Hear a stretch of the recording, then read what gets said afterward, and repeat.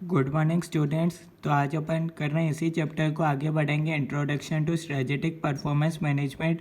आज का अपने पास टॉपिक है the effect of organisation structure culture and strategy on performance measurement. तो इसमें क्या दे रखा है, देखो दो कंपनी है, उनके पास सेम इंडस्ट्री में वो काम कर रहे हैं, सेम लेवल पे कर रहे हैं, सेम उनके पास रिसोर्सेज है। यानी कि आपने देखा होगा, आप और आपका फ्रेंड दोनों सेम लेक्चर देखते हैं किसी फैकल्टी के, फिर भी दोनों का रिजल्ट अलग आता है। क्यों? क्योंकि उनका डिफरेंस होता है स्ट्रेटेजी के स्ट्रक्चर के अंदर, होता है स्ट्रेटेजी एंड कल्चर। तो तीनों चीज़ों के अंदर डिफरेंस आता है। उसी की वजह से आप देखोगे दो जने सेम काम कर रहे हैं, फिर भी उनका रिजल्ट अलग आता है। क्यों? क्योंकि उनका डिफरेंस होता है। ठीक है, तो बस अपन को इसी बारे में पढ़ना है, स्ट्रेटेजी स्ट्रक्चर एंड कल्चर। ठीक है, सबसे पहले अपन देखेंगे इन्फ्लुएंस ऑफ स्ट्रक्चर। ठीक है, स्ट्रक्चर की वजह से कैसे डिफरेंस आता है। देखो, फंक्शनल का मतलब होता है, देखो सेंट्रलाइज्ड, एंड डिविजनल का मतलब होता है डिसेंट्रलाइज्ड। अब इसको यूँ समझ लो, जैसे कि फंक्शनल में आप देख लो एक ही पर्सन है जो फाइनेंस का भी रिपोर्टिंग देखेगा, सेल्स का भी, मार्केटिंग का भी, लास्ट में वही जना सारा चेक करेगा। ठीक है, और बल्कि डिविजनल में क्या होता है, डिसेंट्रलाइज्ड हो जाता है। यानी कि एक पूरा डिवीज़न ही, जैसे कि अपन ने देखा था गारमेंट एंड फुटवियर, आप दोनों डिवीज़न को ही अलग अलग कर देते हो। तो ज़्यादा डिसेंट्रलाइज्ड किसमें होता है, डिविजनल में होता है। तो आपका जिस तरीके से स्ट्रक्चर होगा उस तरीके से आपका रिजल्ट भी अलग होगा। ठीक है, हो सकता है कोई department functional organisational structure adopt करे, कोई डिविजनल ऑर्गेनाइजेशनल स्ट्रक्चर अडॉप्ट करे। तो इसलिए दोनों का, इससे भी अपना इम्पैक्ट अपन देख सकते हैं कि दोनों का परफॉर्मेंस मेजरमेंट अलग आएगा। अब कल्चर कैसे इम्पैक्ट करता है, कहीं आपने देखा होगा कोई ऑटोक्रेटिक और पार्टिसिपेटिव, यानी कि कहीं आपने देखा होगा आपका लीडर स्ट्रिक्ट होगा, कहीं आपने देखा होगा ऐसा फॉर्मल लीडर होगा जो वो सबके सजेशन सुनता होगा, तो उससे भी इन्फ्लुएंस होता है। और थर्ड है द इन्फ्लुएंस ऑफ स्ट्रेटेजी। इसका क्या मतलब है, अगर कोई एक पर्सन ऐसा है जो सिर्फ फाइनेंशियल चीज़ें देखता है, और एक दूसरा जन है जो सिर्फ जो फाइनेंशियल प्लस नॉन फाइनेंशियल दोनों चीज़ें देखता है। जैसे कि नॉन फाइनेंशियल, जैसे कि उसका एम है कि कस्टमर सेटिस्फाई होना चाहिए। ठीक है, और साथ में focus on quality, time and innovation. तो इससे भी इन्फ्लुएंस होता है। तो तीन चीज़ों से इन्फ्लुएंस होता है आपका स्ट्रक्चर, कल्चर एंड स्ट्रेटेजी। ठीक है, यह हर एक ऑर्गेनाइजेशन का अलग अलग होता है, तो इस पर इम्पैक्ट आता है। ठीक है, उसके बाद अपने पास नेक्स्ट टॉपिक आता है strategic performance issues in complex business structures. ठीक है, सबसे पहले अपन ये समझते हैं कॉम्प्लेक्स बिजनेस स्ट्रक्चर का क्या मतलब है। जैसे कि डाइल्यूटेड कंट्रोल। ठीक है, जैसे कि आपने लेंसकार्ट का एग्जांपल देखा होगा, लेंसकार्ट का ओनर है पीयूष बंसल, उसके पास सिर्फ कंपनी का 8 to 10% ही उसके पास हिस्सेदारी है, बाकी सब अदर लोगों के पास है लेंसकार्ट कंपनी की। ठीक है, तो अब इससे क्या होगा, अगर कोई कोई डिसीज़न लेना होगा तो उसमें क्या होगा, सबका सहमति होना ज़रूरी है। ठीक है, वरना क्या होगा, एक जने के पास तो इक्विटी है नहीं, तो ये आप बोल सकते हो ये एग्जांपल है कॉम्प्लेक्स बिजनेस स्ट्रक्चर का। ऐसे ही पूल्ड रिसोर्सेज, कई बार आपके रिसोर्सेज बहुत ज़्यादा महंगे होते हैं, तो आप क्या करते हो, उसको शेयर्ड बेसिस पर यूज़ करते हो। ठीक है, collaboration of different cultures, interest, diverse business environment, आप इसको पढ़ सकते हो। ठीक है, इसमें ऐसा कोई खास बात है नहीं। अब उसके बाद बता रखा है, नेक्स्ट टॉपिक अपन को दे रखा है, नेक्स्ट पॉइंट अपन को दे रखा है, why as a complex business structure evolve. आखिर कॉम्प्लेक्स बिजनेस स्ट्रक्चर की ज़रूरत क्यों पड़ती है। कई बार कंपनी आपने देखा होगा जैसे कि वोडाफोन आइडिया साथ है, तो इसमें साथ आने की ज़रूरत क्यों पड़ी, ताकि वो परफॉर्मेंस को बेटर कर सकें। ठीक है, उसके बाद एक यहाँ आपको टॉपिक दे रखा है asset light model. Asset light model क्या होता है ये मैं आपको बता देता हूँ। इधर लिख रखा है virtual organisation is also considered as complex business structure. जैसे कि आप इसका देख सकते हो, that works on asset light model. Asset light model क्या होता है, जैसे कि आप देख सकते हो अमेजोन का खुद का कोई प्रोडक्ट नहीं होता, वो क्या करता है, टाई अप करता है सप्लायर्स के साथ। उसके पास 1 लाख सप्लायर्स हैं, और वो इतने सारे थाउजेंड्स करोड़ ऑफ प्रोडक्ट्स वो अपनी वेबसाइट पे बेचता है। पर वो सारे प्रोडक्ट कोई अमेज़ोन के नहीं होते। अमेज़ोन सिर्फ एक वेबसाइट है जहाँ आप खरीद सकते हो। ठीक है, वो सप्लायर्स के प्रोडक्ट होते हैं, यानी कि एसेट लाइट मॉडल में आपका कोई एसेट नहीं होता। ठीक है, जैसे कि आप देख सकते हो जोमेटो में क्या होता है, वो डिलीवर करने आते हैं, उनकी जोमेटो कंपनी की बाइक नहीं होती, जो वर्कर्स होते हैं उन लोगों का एसेट होता है, उन लोगों की खुद की बाइक होती है। ठीक है, हाँ, फिर वो कंपनी उनको उस बेसिस पर पे ज़रूर कर देती है। उसके बाद नेक्स्ट टॉपिक अपने पास आता है complex business structure problems and solutions. सबसे बड़ा दिक्कत क्या आज की तारीख में कॉम्प्लेक्स बिजनेस स्ट्रक्चर में एक है क्लाइमेट ऑफ ट्रस्ट। आपने कई बार आपने सुना होगा एक फ्लिपकार्ट में कई एक पर्सन ने फ़ोन खरीदा था, उसकी जगह साबुन मिल गया। तो कई बार लोगों को क्लाइमेट ऑफ ट्रस्ट नहीं हो पाता, ठीक है। ऐसे ही आप एक और एग्जांपल दे सकते हो, कई बार ऐसे ही आप वेबसाइट से ऑर्डर कर देते हो लेक्चर जहाँ आपको बाद में 7 दिन तक लिंक ही नहीं मिलता, ठीक है। तो ये सब ज़्यादा इम्पोर्टेंट है नहीं, मेन जो इम्पोर्टेंट चीज़ है। अब इसमें आपको दे रखा है कॉम्प्लेक्स बिजनेस स्ट्रक्चर की टाइप्स दे रखे हैं, जैसे कि क्या होता है। एक तो होता है स्ट्रेटेजिक अलायंस। स्ट्रेटेजिक अलायंस में क्या होता है, दो जने साथ आ रहे हैं, ठीक है। जैसे कि आप देख सकते हो लेक्चर, ठीक है। एक फैकल्टी का दो फैकल्टी, एक है लॉ की फैकल्टी और एक है कोस्टिंग की फैकल्टी। अब दोनों फैकल्टी अपने अलग अलग लेक्चर भेज सकती है, कोई दिक्कत नहीं है, और साथ में आके भी भेज सकते हैं। आपने कई बार वेबसाइट पे देखा होगा लॉ प्लस कोस्टिंग के लेक्चर दोनों आप साथ करोगे तो आपको थोड़ा डिस्काउंट मिल जाता है, 1000 रुपये का। इस तरीके से आपको कुछ डिस्काउंट मिलता है, उसको बोलते हैं स्ट्रेटेजिक अलायंस। यानी कि है तो दोनों इंडिपेंडेंस, यानी कि अगर जो जना जैसा परफॉर्म करेगा उसका वैसे ही सेल्स बढ़ती जाएगी, ठीक है। एक दूसरे को दोनों से कोई मतलब नहीं है, पर दोनों साथ आ रहे हैं तो कस्टमर को फ़ायदा मिल रहा है, ठीक है। कस्टमर अगर दोनों प्रोडक्ट साथ में खरीदता है तो उसको क्या होता है, डिस्काउंट मिल जाता है, ठीक है। ये आपने देखा होगा। उसके बाद आता है जॉइंट वेंचर। जॉइंट वेंचर क्या होता है, आप दो जने साथ में मिलकर आ रहे हैं। जैसे कि दिवाली के टाइम्स पर कई जने पटाखे बेचने के लिए 2 पर्सन साथ में आते हैं, ठीक है। उसी को आप देख सकते हो, टाटा स्काई साथ में आया था, टाटा और स्काई दोनों कंपनी साथ आई थी, ठीक है। इसमें क्या होता है, प्रॉफिट भी शेयर हो जाता है, रिस्क भी शेयर हो जाती है, ठीक है। A joint venture is a separate business entity who shares are owned by 2 or more business entities, ठीक है। बहुत सारे एग्जांपल आपको मिल जाएंगे जॉइंट वेंचर के। उसके बाद आता है, अब दोनों में डिफरेंस क्या है। स्ट्रेटेजिक अलायंस में तो क्या होता है, less complex and less binding है। इसका क्या मतलब है, जो जैसा परफॉर्म करेगा उसकी सेल्स वैसी होगी। पर जॉइंट वेंचर में क्या होगा, दोनों को साथ में मिलकर चलना पड़ेगा, ठीक है। स्ट्रेटेजिक अलायंस में तो आप देख सकते हो, अगर कोई एक टीचर अच्छा नहीं पढ़ेगा तो आप दोनों प्रोडक्ट साथ में नहीं खरीदोगे, जो अच्छा पढ़ेगा उसके आप इंडिविजुअल भी खरीद सकते हो, ठीक है। तो ऐसा कुछ है नहीं, लेस बाइंडिंग है, ठीक है। यानी कि ऐसा नहीं कि आपको साथ में ही वो खरीदना पड़ेगा, आप मार्केट से आउट हो जाएगा अगर आप अच्छा परफॉर्म नहीं करोगे स्ट्रेटेजिक अलायंस में। तो वहीं जॉइंट वेंचर दोनों साथ में ही रहते हैं, ठीक है। मल्टीनेशनल्स क्या होते हैं, आपने बहुत सारी एमएनसी कंपनी सुनी होगी, या फिर जिनका सब्सिडरीज या फिर ऑपरेशंस नंबर ऑफ कंट्रीज़ में है। जैसे कि आप एप्पल कंपनी देख सकते हो, एक एमएनसी है। अब इसमें क्या कॉम्प्लेक्स बिजनेस स्ट्रक्चर है, कई बार इनको क्या होता है, टाइम जोन का डिफरेंस फेस करना पड़ता है, लीगल एंड रिपोर्टिंग फ्रेमवर्क, ऐसे ही कुछ डिफरेंसेस इनको सॉल्व करने पड़ते हैं, ठीक है। Apart from and more importantly currency, ठीक है।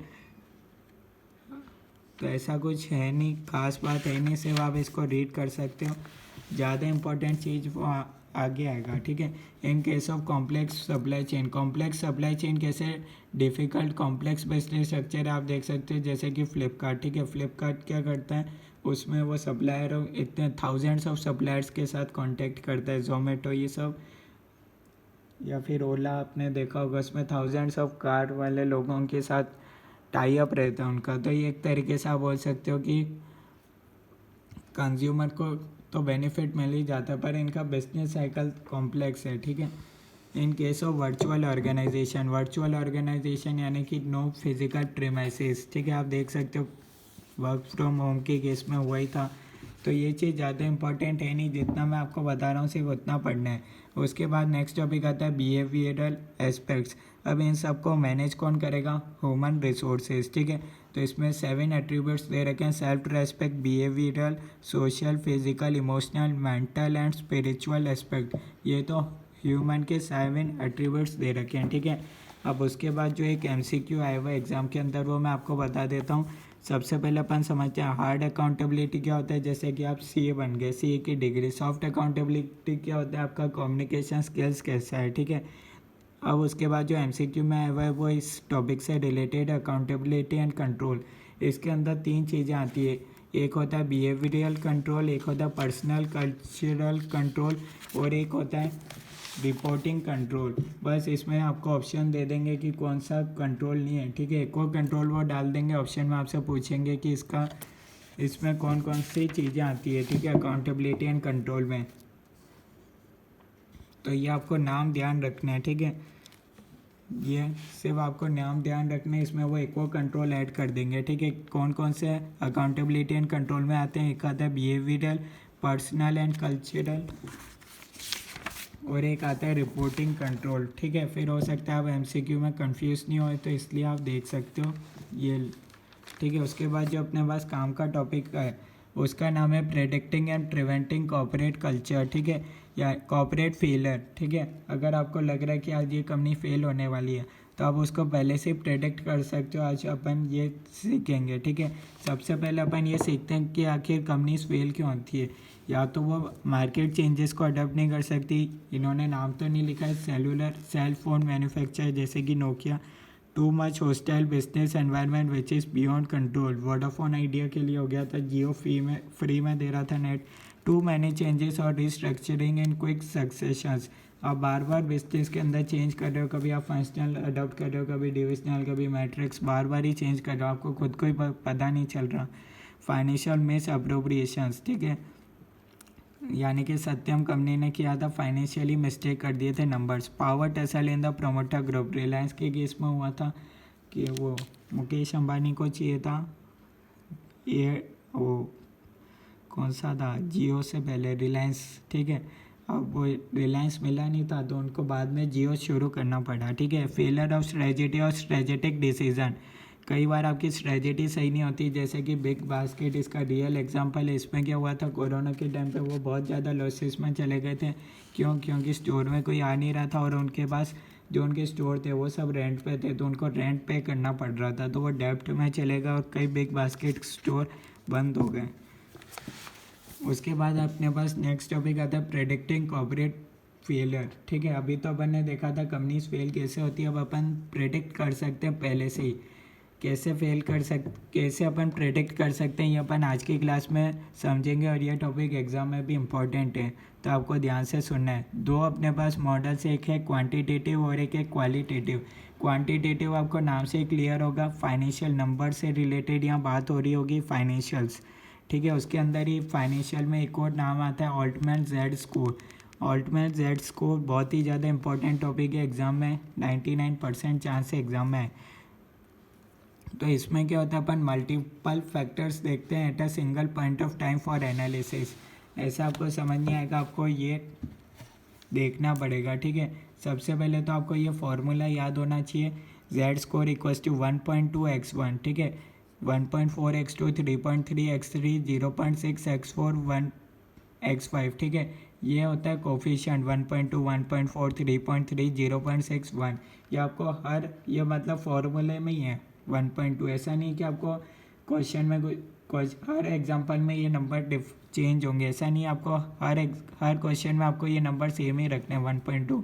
चेंज क्या होगा हर क्वेश्चन में, x1 x2 की वैल्यू। x1 क्या होता है, working capital divided by total assets, x2 होता है retained earnings divided by total assets, x3 होता है EBIT divided by total assets, x4 होता है market value of equity divided by total liabilities, x5 है sales divided by total assets.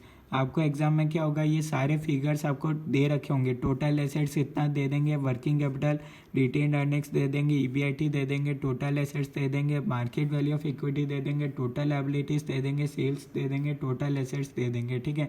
आपको क्या करना है, सिर्फ आपको ये फॉर्मूला याद रखना है और इसको डिवाइड करना है। जैसे कि वर्किंग कैपिटल 500 दे दिया, टोटल एसेट्स है 1000, तो 500 डिवाइडेड बाय 1000, उससे x1 की वैल्यू आ जाएगी। x1 को 1.2 से मल्टीप्लाई करोगे, फिर ऐसे x2 का करोगे, ये सब आपको करना है, ठीक है। तो इधर एक दे रखा है, there is no concept of an ideal score. इसका कोई ऐसा नहीं होता कि अगर ये नंबर आया तो आप एकदम बेस्ट हो, बस आपको एक रेंज दे रखी है कि अगर आप 2.99 से ज़्यादा स्कोर कर रहे हो तो आप सेफ जोन में हो, यानी कि आप फाइनेंशियली साउंड हो, आपकी कंपनी पर ताला नहीं लगने वाला है, ठीक है। और अगर आपका नंबर 1.81 से 2.99 आया तो आप ग्रे जोन में हो, ठीक है। 3 जोन पे भी आ सकता है MCQ, आपको 4 जोन दे देंगे, आपको बताना है कि कौन सा इसमें नहीं आता अल्टीमेट जेड स्कोर में। तो आपको याद रखना है, एक होता है सेफ, एक होता है ग्रे और एक होता है डिस्ट्रेस। डिस्ट्रेस कब होगा, लेस देन आप 1.81 स्कोर करोगे तो वो क्या है, वो बैंक होने वाली है, आप डेंजर मान सकते हो, वो डेंजर लाइन पे है। और अगर रेशो इस लाइन में आया स्कोर तो क्या होगा, आपको फर्दर इन्वेस्टिगेशन करने की ज़रूरत है, क्योंकि थोड़ा सा भी अगर काम बिगड़ गया तो अगले साल वो इधर आ जाएगी।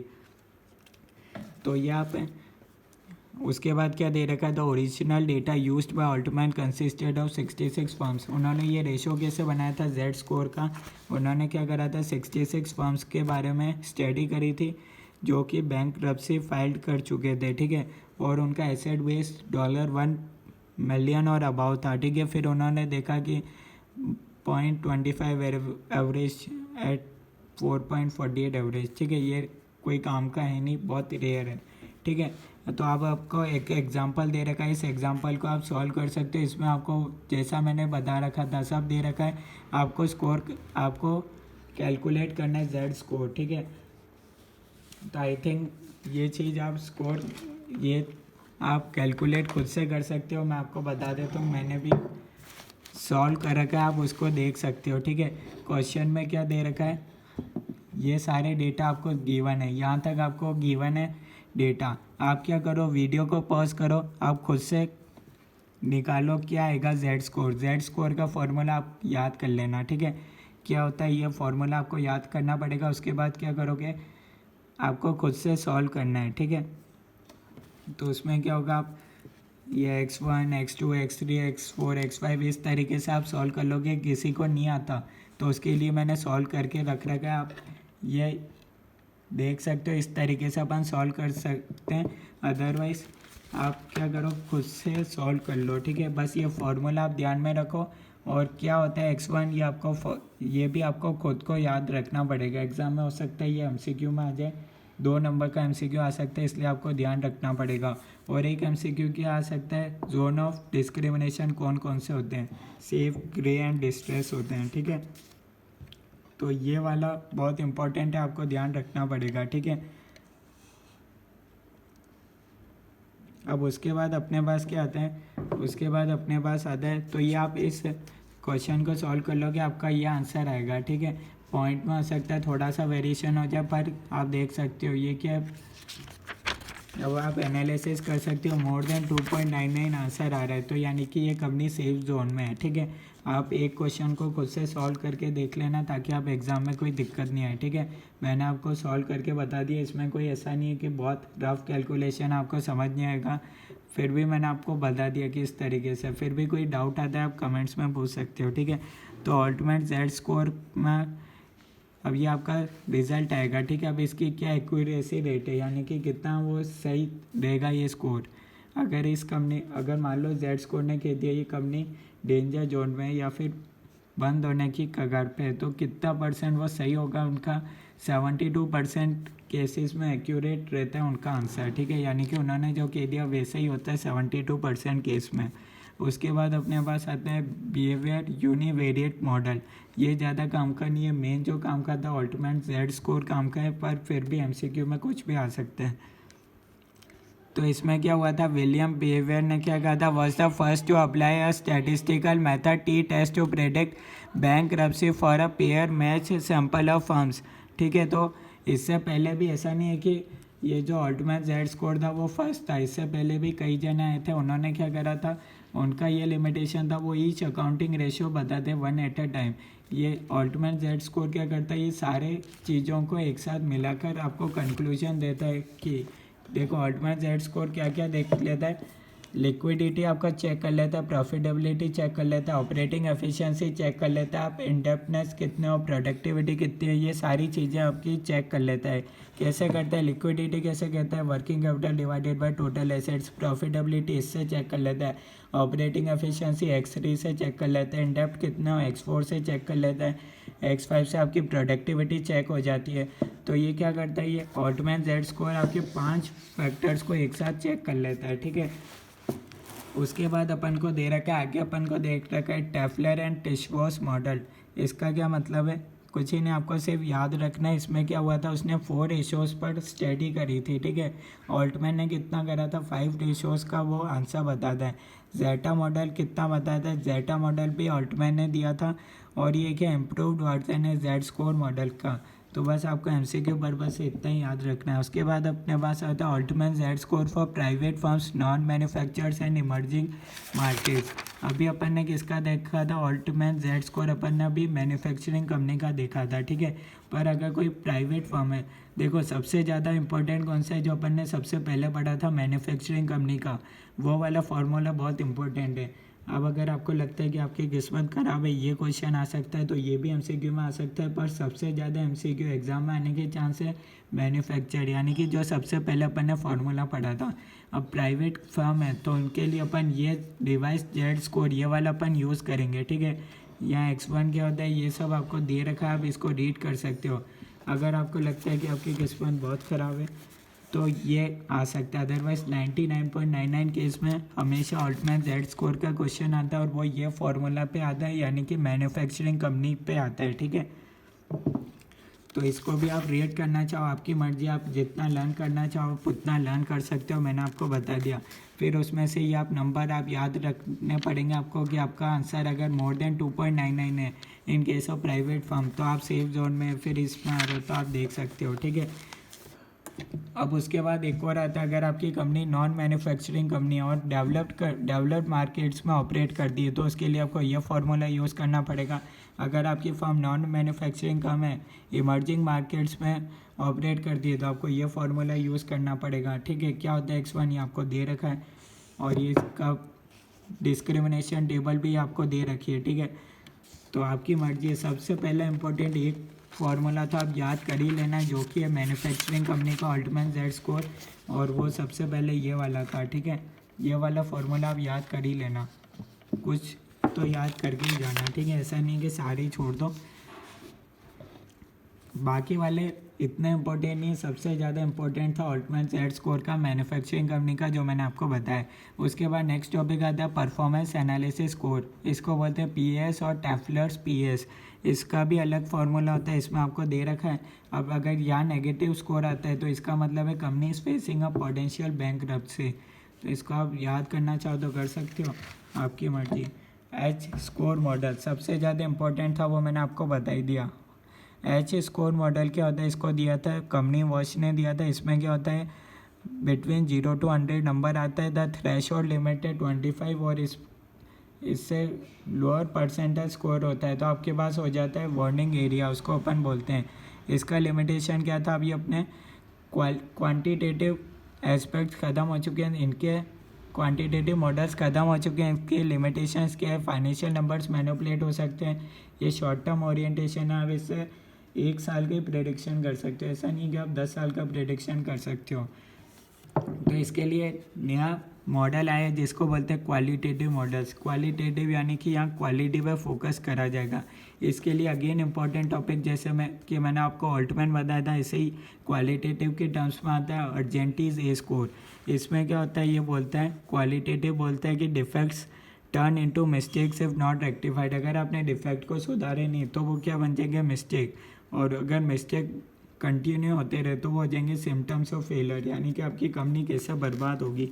उसके बता रखा है, साइकिल बता रखा है, सबसे पहले आप डिफेक्ट करोगे, उसके बाद क्या होगा, वो मिस्टेक में बदल जाएंगे, मिस्टेक बन जाएंगे, कंटिन्यू होंगे तो वो सिम्टम्स ऑफ फेलियर हो जाएंगे, ठीक है।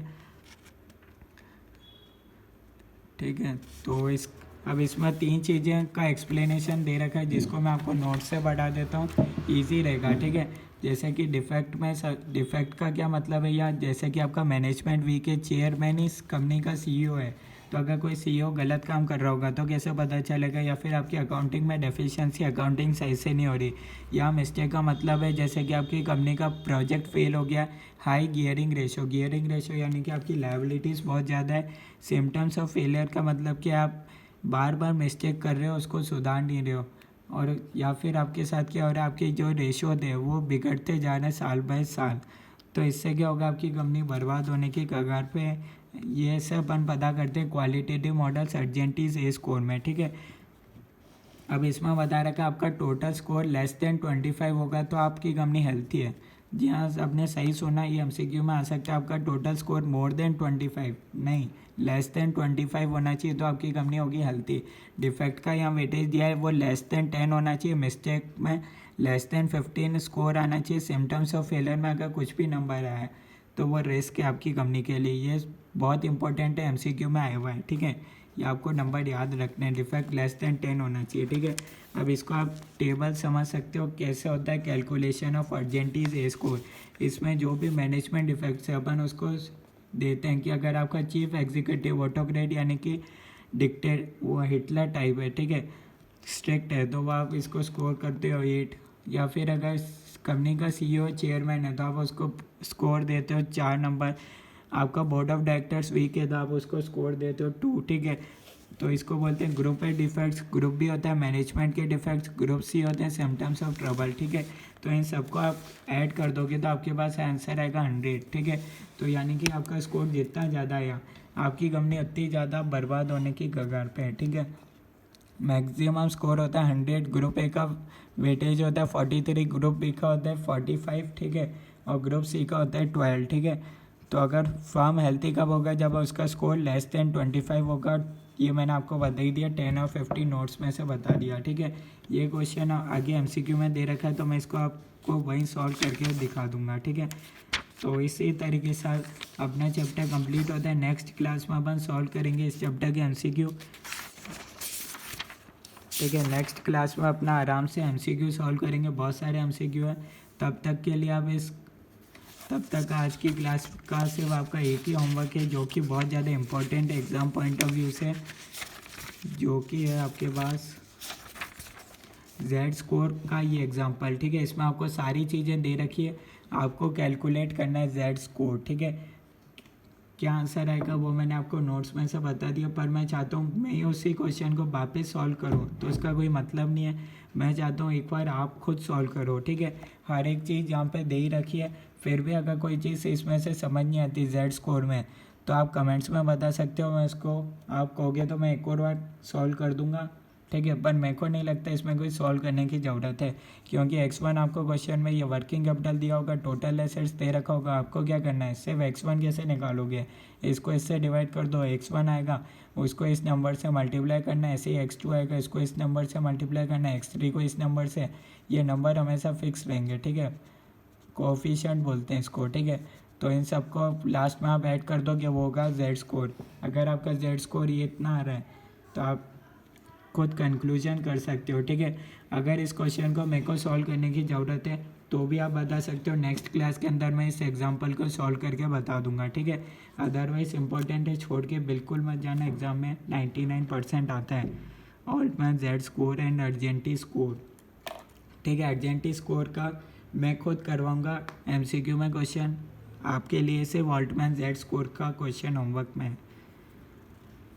तो मिलते हैं नेक्स्ट क्लास में जहाँ पर एमसीक्यू करेंगे और अर्जेंटीज ए स्कोर का और अपन देख लेंगे। कोई क्वेश्चन होगा तो उसको मैं आपको बता दूंगा। तो मिलते हैं नेक्स्ट क्लास के अंदर।